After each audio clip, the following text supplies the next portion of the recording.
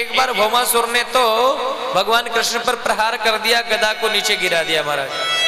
सभी देवता आकाश में खड़े हैं, प्रतीक्षा कर रहे हैं कि क्या होगा। सभी देवता कहने लगे, हे प्रभु, हे नारायण, हे जगदीश्वर, हे कृष्ण, आप इस भौमासुर से खेल रहे हैं, इस भौमासुर को जल्दी मार डालिए। साथ में गई है सत्यभामा। सत्यभामा ने भी यही कहा, प्रभु आप इस राक्षस को जल्दी मार डालिए ना। भगवान श्री कृष्ण यही चाहते थे कि कब सत्यभामा बोले इसको मारे तब इसका कल्याण कर दे, क्योंकि सत्यभामा है पृथ्वी का अवतार और इन्होंने ये पृथ्वी का ही बेटा है भौमासुर। इसी वचन दिया था कि जब तक तुम नहीं कहोगी मैं भौमासुर को नहीं मारूंगा। जैसे सत्यभामा ने कहा प्रभु इसको मार डालिए, भगवान श्री कृष्ण ने एक ऐसा प्रहार किया कि भौमासुर का भी कल्याण हो गया। बोल बोल कृष्ण लाल की, बोल बाके बिहारी लाल की। तुम बोलता करो जयकारा यार, तुम बोलता करो जय। क्या क्या बोलेंगे? बोल बाके बिहारी लाल की। भौमासुर को मार डाला, मार जा। 16,100 कन्याओं से कहा, हे देवियों अब आप सुरक्षित हैं, आप अपने अपने घर चली जाएं। 16,100 कन्याओं ने कहा, हे प्रभु अब हम कहां पर जाएंगे? अरे हम कहां जाएं? अरे इस राक्षस ने हमारा हरण करके ले आया और कितने समय से हम इसकी कैद में बंद हैं और अब जाने का कोई स्थान नहीं बचा। सुखदेव जी कहते हैं, देखो राजन, इन 16,100 कन्याओं को भगवान श्री कृष्ण ने भौमासुर की कैद से मुक्त कराया और भौमासुर की कैद से मुक्त कराया और कहने लगे, देवियों तुम अपने अपने घर को चली जाओ, तुम अपने अपने घर को चली जाओ। इन 16,100 कन्याओं ने भगवान से प्रार्थना करी, हे प्रभु हम कहां जाएंगे? भगवान ने भौमासुर की कैद से 16,100 कन्याओं को मुक्त कराया और कहा कि तुम अपने अपने घर को चली जाओ। 16,100 कन्या कहते हैं, हे प्रभु ये राक्षस ने हमें कितने समय तक अपनी कैद में बंद रखा, यदि अब हम अपने घर पर जाएंगी तो हमारे घर वाले हमें स्वीकार नहीं करेंगे और हमें समाज भी स्वीकार नहीं करेगा। अब आप बताइए हमें क्या करना चाहिए?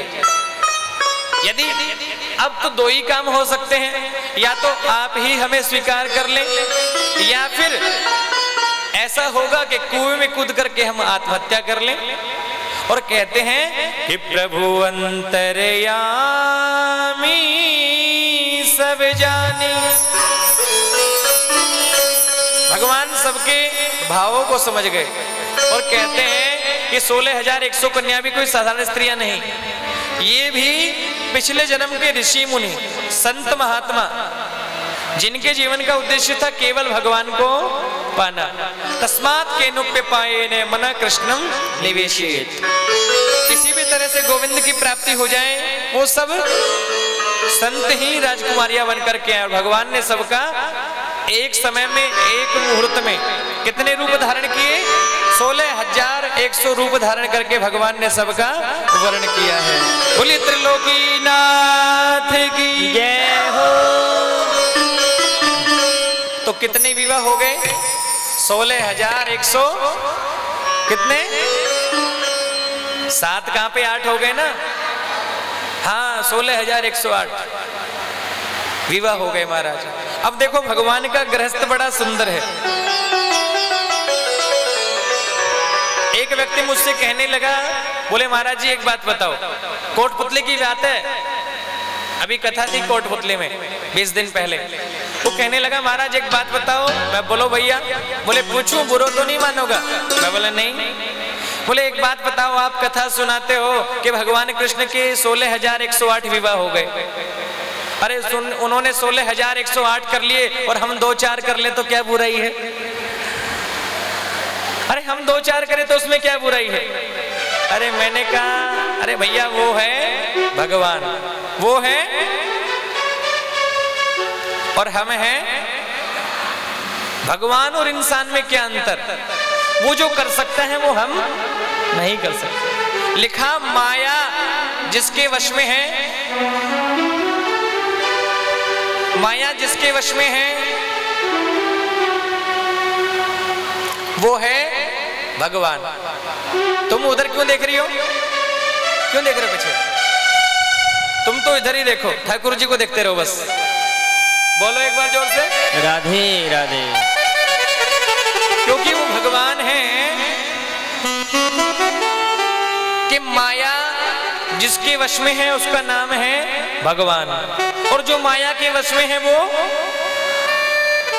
हम सब माया के वश में है और माया उसके वश में है। क्योंकि लिखा है ना कि माया प्रभु की अटेपटी, झटपट लखे न कोई। माया प्रभु की अटेपटी, झटपट लखे न कोई। जो मन की खटपट मिटे, झटपट दर्शन हो। जो मन की खटपट मिटे, झटपट दर्शन हो।